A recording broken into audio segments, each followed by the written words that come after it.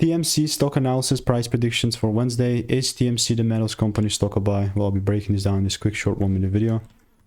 Overall, TMC, I'm looking to take it higher. It's not that I'm randomly going to start buying or anything, but key part here is that it's correcting down, and so it's like a very good opportunity to keep an eye in case it shifts.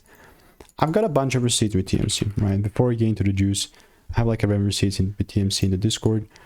The real buying power began when it was like 297, right? 4 or 5 months ago. Right, it's actually 3 months ago. And it was great, you know, from 298 we reached like a freaking almost $9 level, so that's almost a 3x. And then now we're here.